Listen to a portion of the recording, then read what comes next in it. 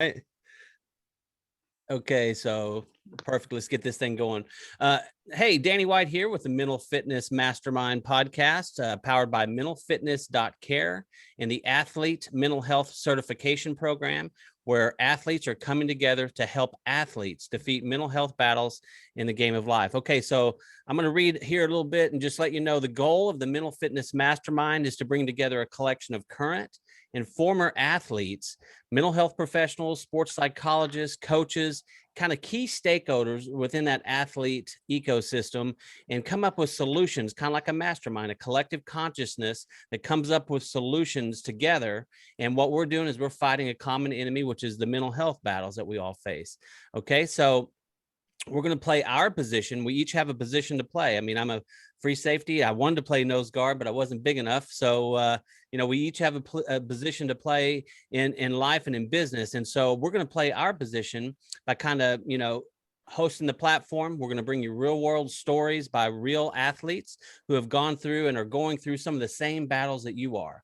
All of us are similar in a lot of ways. So, what we think sometimes is unique to us, it really isn't. Everybody's going through some of the same battles. And so through some of the guests and through some of the conversations, you're going to link up with somebody that's going through the same thing that you are. Okay. So if you're a current athlete, we have a position for you on our team. If you're a sports psychologist, a mental health professional, a coach, a brand, or a business that your world revolves around athletes, then we're building a platform and we want you on our team. Okay. So now it's time for me to introduce you to one of your teammates. We've got Bill Dean here. And so again, I'm going to let Bill tell you who he is, all about himself, all about his business, what he's got going on. And then we'll put all the details of how you can get in contact with him down below. Okay. So Bill, take it away, my man. After I love the uniqueness of it. So I'm excited to be here today. My name is Bill Dean. Thanks for the intro.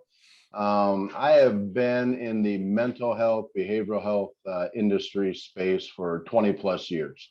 Yes. Prior to that, I was a, typical Midwest, grew up in Waterloo, Iowa.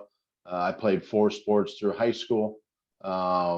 My mother made sure academically I was always eligible, and I was raised by her. So, thanks, Mom. she is a saint in many ways. Yes. Yeah. Thank you, Mom. And then, going to college, it wasn't like it is today, right? No social media, no platforms.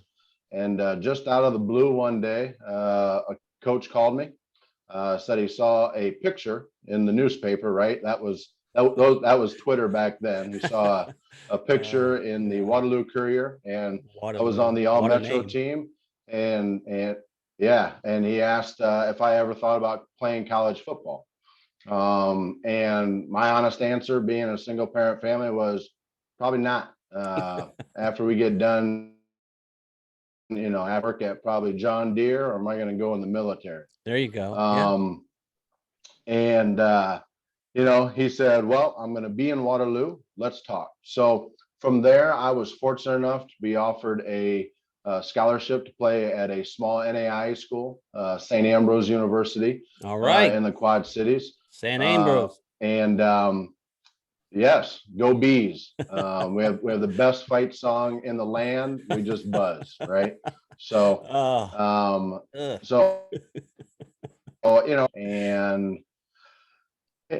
it was only a 3-hour drive. And so really for me, that was the first time that I ever found myself struggling from a mental perspective. I didn't know it at the time, but single parent family, 3 hours from home, 4-sport athlete. Now I show up at a college, a small college at that, and I was 4th string. And everyone on the practice field was and so I was kind of just spinning my wheels. I was in the hamster wheel, trying to figure out, I do the right thing, all that type of stuff. Right. And luckily for me, our head coach at that time, Mike Woodley, who's gone on and coached at Iowa State University, won national championships at the NAIA level. coached in high school ball in Texas for a while. Okay. He Texas. really, Big football. for whatever reason, the grace of God and just good luck and good fortune, he took me under his wing, and his wife Betsy spent a lot of time with me, and really what I was doing was working through my anxiety. I didn't know it, and so from there, I had what people might consider an above average good NAI small college career. Yeah. Went into What criminal position did you justice, play? but Sorry. somehow found I'd always played I played with my hand on the ground in high school. I played center and nose guard, and that lucky. was 3A ball. And then as a freshman, I found myself at middle linebacker playing on my feet. Good. Had some and they speed. assured me I had time to learn the position. Fantastic. Well, yes, there was a little bit of that there. So if there's for everyone listening and for yourself, Coach, if there's a little bit of lag here and one of it, if we kind of talk over each other, I apologize to people listening. I apologize to you, Coach, but that's just part of it. It's not a perfect world, but we're going to get through it. The main thing is we're going to get to the meat of the conversation, the meat of the matter. And so I just wanted to kind of interject that in there. So you're a lineman that played middle line. I wish I was big enough. I always wanted to get in the action and hit, but I was just, a lot of times I'd come up and I always say I had the most tackles I ever had in a game was, I think, 22 tackles, but I think about 15 of those the running back actually tripped over my face mask because in college those 225-pound running backs, and I come up filling the gap at 180. It all counts, right? Boom! I was just like, oh. Yeah, I got him, and they just get up like, what? I tripped over me. Yes. It's a tackle, though. So, it's a tackle in the book. Like I tell the kids that I coach, it's a tackle in the book. It's just like a seeing eye single in baseball. So that's right. It's still a single. What's a seeing eye single in baseball? What is that? What's a seeing eye single? I don't know what that is.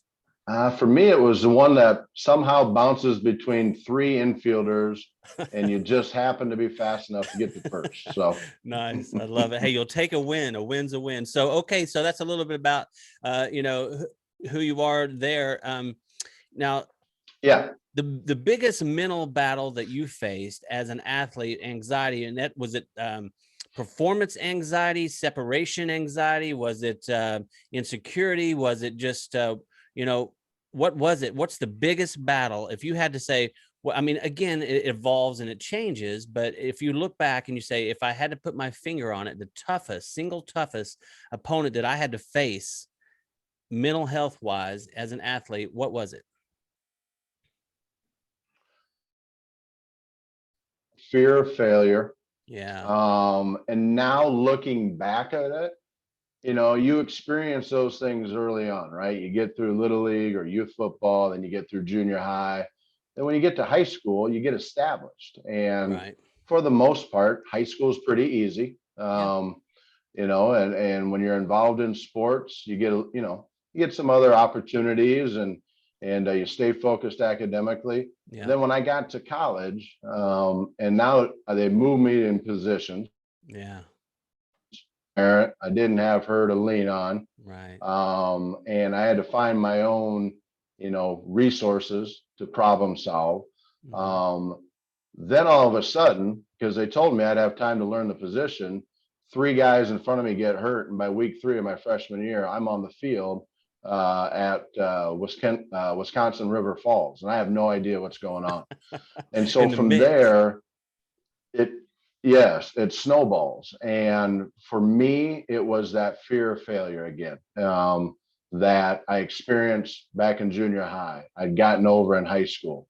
So from that perspective, it really, again, my mindset changed and I had to work through it. And the most important thing I had to do was recognize and accept that trust and belief in others. College football, the thing I learned slower than I wish I would have, but like everybody's really good. Yeah. So I didn't have to worry about getting to that side of the field or that side of the field or getting every formation call right. There's a lot of other good teammates. And as soon as I got through that, Yeah. And then with the support of my head coach and him really, helping me with other things, it settled that performance anxiety down. But my initial thought at first was, you get in that fight or flight mode. My initial one was flight, like, okay, it's time to go home. Yeah. Yeah. When you say fear of failure, that's teammates and great. When you say fear of failure, is that, I mean, we as athletes, we all hate to lose. So there's part of that. And that's sometimes a little fear can be a little healthy because it kind of keeps us on our toes. But I think what, for myself and perhaps kind of in listening to your story about it, growing up with a single parent, our fear of failure is a little different sometimes, because it's not only like we're just failing and by missing a play or not showing up and being the best on the team.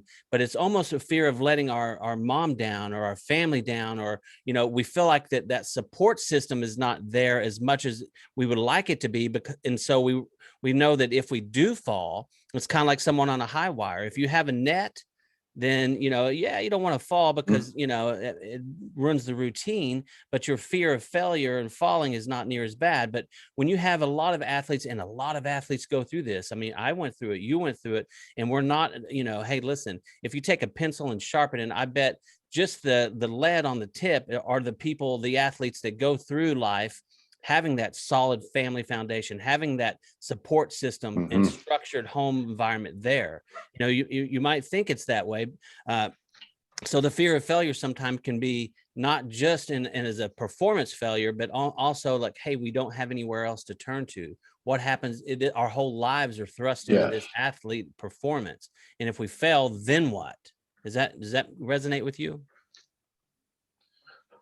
Yeah, resonate. It's once you get in the workforce world, you realize it's learning, right? That's all we were doing in competition was learning. Yeah. But because the stakes are higher, right? Because however your parents interact with you on the good end of the spectrum or on the challenging end, it's almost like, life and death is not a loose term to use, but it's almost like end of the world stuff. And, but you get in the work world and somebody goes, thing, it just has a different mindset. And please repeat that again. You cut out again. I love the point. Could you repeat? You get in the work world and then you cut out. So I want everybody to hear that, because that's a profound statement. Go ahead. Yeah, when you get into the work world early on, right, and you're learning new things, if you make mistakes, you're learning, right, or you just completed your base training or onboarding. right. In sports, you might be a first one game starter, and if you make a mistake, play that position. Is he any good, or is she any good? And it's just a completely different balance. And it helps a lot of people learn quickly, but it does make you think at times. And I agree with you. It makes you think at times. And as young athletes or athletes in general, all of our ego and our personality and who we feel like we are is revolved around that sport and how we perform with that sport, because that's how people look at us. That's how people treat us. And listen, people do treat athletes different. We get treated different. We get, and the better we are, the higher up on the depth chart, the more plays you make, the more special treatment you get. It's just the way it is. And so that can be addicting at times.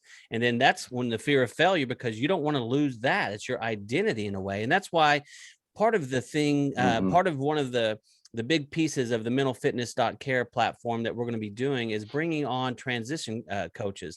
I didn't realize how many great athlete transition coaches that were out there. And being an entrepreneur and being in business, and from being in business, we're used to winning. And then when you get out on the business field, you can do everything right sometimes, but if you suffer defeat, it can mess with you. It can mess with your mind. It can mess with your mental health, your ego, everything. And so there's a lot of great athlete transition professionals out there that I look forward to connecting with everybody. Okay, so how did you defeat that challenge? That's the next 100%. Question I want to ask you. How did you defeat that challenge, or how are you defeating it? What do you do to keep it at bay? You say your fear of failure, so obviously it probably didn't touched on it earlier.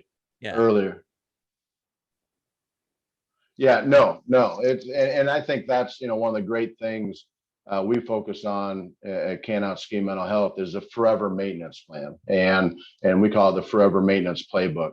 Love that. Mental health. That fear of failure for me, that performance anxiety, to me, that's no different than if I would have blown out my knee in high school, and that torn ACL, even though it's been surgically rehab was completed, that injury is with me forever, and I can always tweak it again. Yeah. And if I don't work on it correctly in the off season, if I don't strengthen it, if I don't take care of it, it will come back to bite me.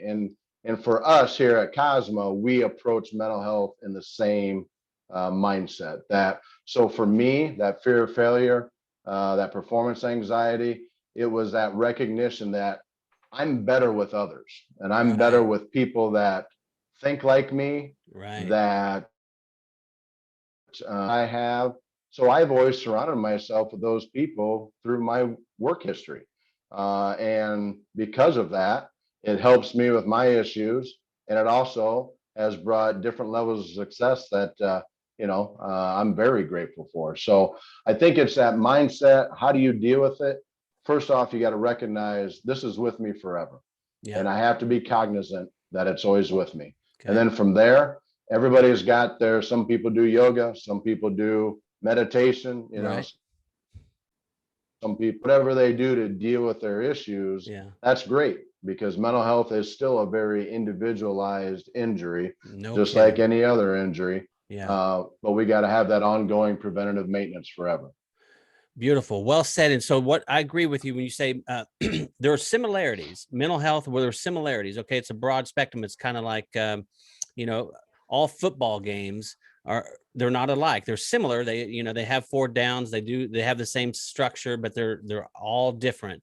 And so mental health battles are even though you and I both have a fear of failure, it's different.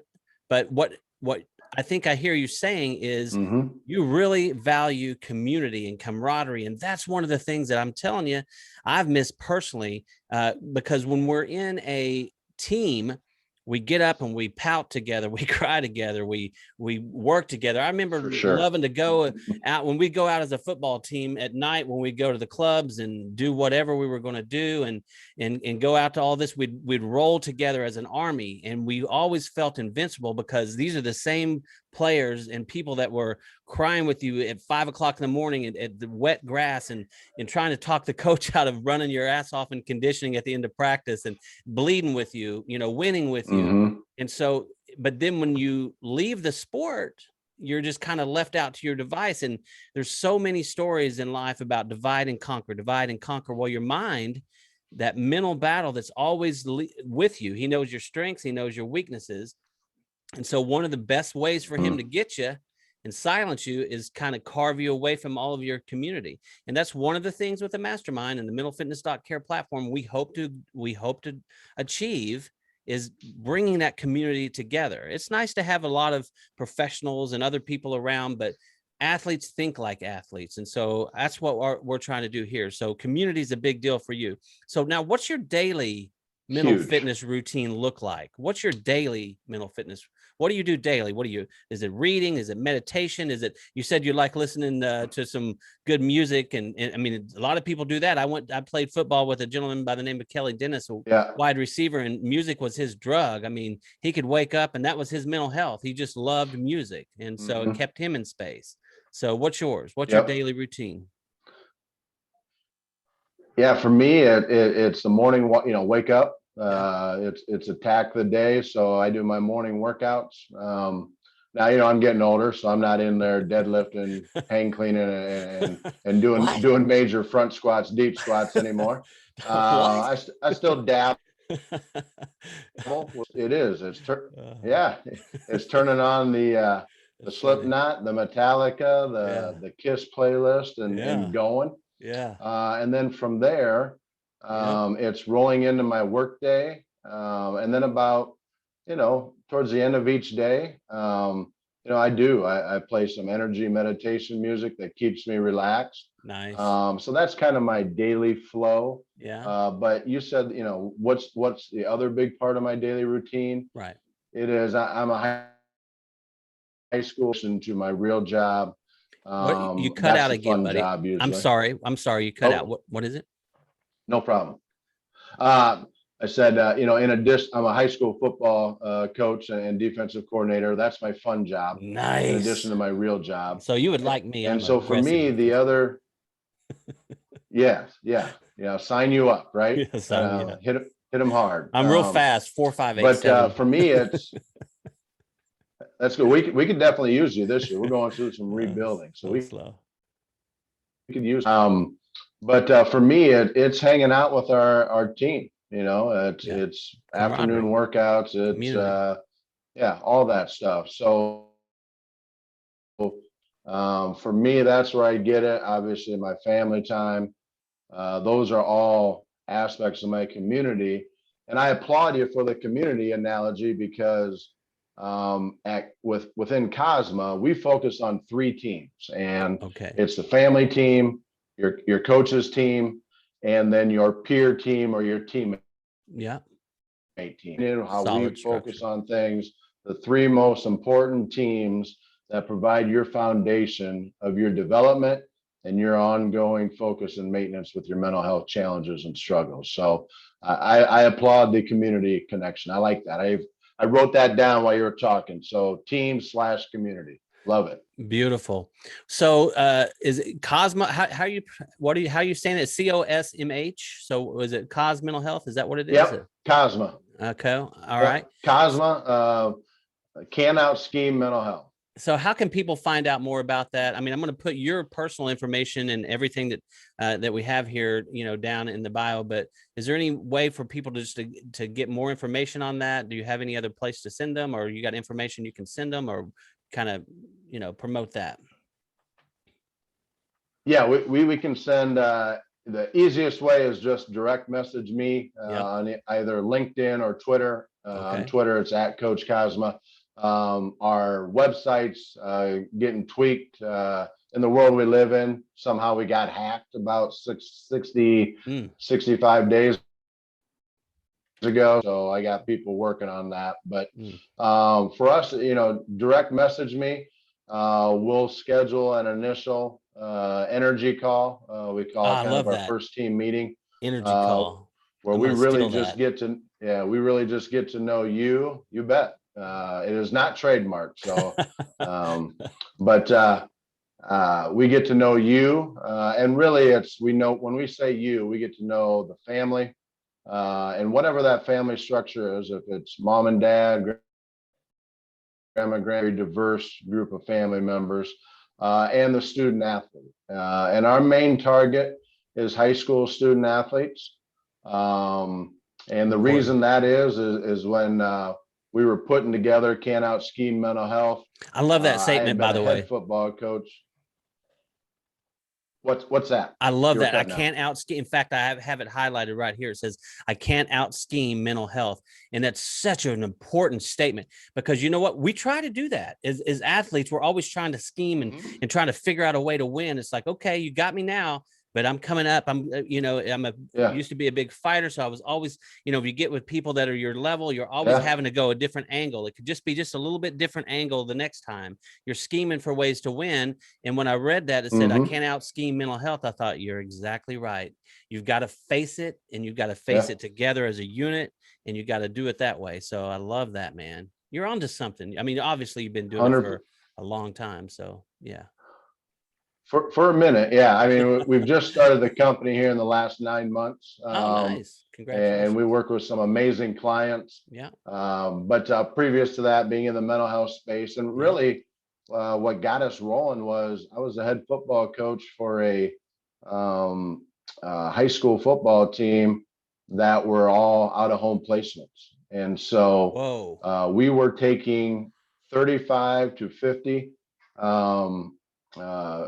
young men who were placed out of home, and we were teaching them the game of football. And what hit me in the face right away was Oh yeah, we look good getting off the bus. I bet I started There's to no say doubt that. about I that. bet there were some hard, aggressive hitters in But that for place. me, yeah, and for me though, what was real obvious real quick was I had to adapt my coaching style to Right. embrace the trauma and the mental health challenges all of these young men had faced. Good for And you. once we Thank you. acknowledge that, Yeah. once we acknowledge that, I mean, we made the playoffs our third year as a team. Nice. In the state of Iowa. Nice. And there were a lot of pissed off people because they didn't think our kids should be playing football. Why? But you know, none of that would have. Yeah, you know. Society. Everybody Sometimes. likes a good swan song. Everybody likes a good story until you show up and beat little Bobby or little Susie. Then they don't like that story so much. Damn it, Bobby. But hey, damn it, Bobby. Yeah, exactly. What's that guy? King of the Hill. Yeah. Damn it, Bobby. King of the Hill. You bet. Up. Yep. Exactly. So yeah, so that's really what got us going. And then as I changed careers, it's like, you know, we can do something with this. And it's been great. And I think I sent you a note early on. You know, our mission here is to reach 150 high school student athletes every 180 days. And even if it's as simple as they strengthen in dealing with their either formally diagnosed challenges or just their daily life challenges of being a teenager, playing sports and all the social media, that's great. And, you know, if we end up getting clients out of that, that's amazing, because now we can really get in the weeds and really make a difference. But I just want to make sure, like, that's our target. That's our threshold. We want to touch 150 student athletes every 6 months to let them know you keep on fighting, and you know, you keep battling, because it's worth it and you got a lot to live for. Dude, I'm about ready to run through this wall. You got me so fired up. I mean, I love it. I've sent you a message with Patrick Vinzecki, I believe. He used to play for the Jaguars and the Colts, and you know, former NFL player, the first German-born NFL player. I sent you that, and I'm going to connect you two on LinkedIn.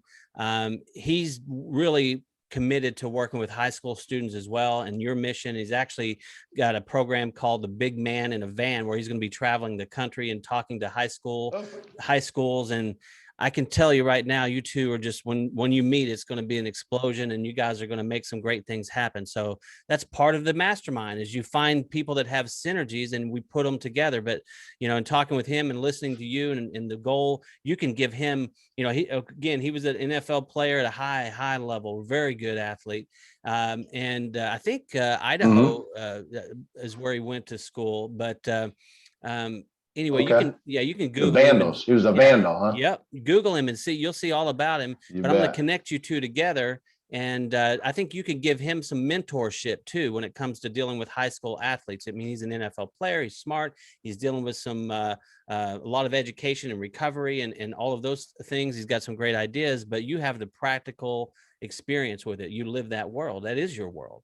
So I think you two can make something happen there. All right. Well, I got one last question that I got to ask everybody, because sometimes I get goofy and I just want to have fun. Guilty pleasure, and please, please don't tell me Keeping Up with the Kardashians. No, absolutely not. If you do, I was just like, I may not even publish this thing. I might go, hey, am I blocked? Did Danny block me on LinkedIn? Yeah, I think. Yeah, I blocked that channel on DirecTV. I think we don't even worry about that. So, no, I would say this: my guilty pleasure: brisket and pork belly. Food. I love firing up the smoker and hanging out, getting the bags games out, and just you know, smoking about 8 to 12 pounds. I got one that plays college baseball, one that plays college football, and what she decides to do. But a good old family day of bags and brisket and pork belly, and I don't know that it gets much better than that. So. Well, it'd be hard to beat that. I appreciate you, Coach. I appreciate you, Bill. And I'm going to definitely keep in touch with you, because with this development, this athlete Yes. mental health certification program, it's something that's going to be, we're very proud of it. I'm going to bring the collection of great minds together. And I just feel like I sense that you're going to be on that team as well. And we're going to make some waves with this program. So I just want to thank you for taking the time to come on. You've got all of my information. I'm going to put all of Bill's information about his mental health program down in the comment section. So reach out to him, direct message him, and that's it. If there's anything else you need to say, let me know now, because I'm going to end this popsicle stand. Yeah, I would just say, I'm learning, right? I've loved vibing with you. That's Yeah. the new term, right? We've been vibing. Yeah, I love it. And I got a couple people I want to connect you with as well. So sweet. I look forward to it. And, let's keep swinging hard. Let's keep working. I love it, my man. All right. Have a good one. And I love all you guys. And stay tuned. We're going to be bringing more guests to the Mental Fitness Mastermind. All right, buddy. Have a good one, Bill. Yeah, you too. Appreciate it. All right, buddy. Yeah, I like that guy.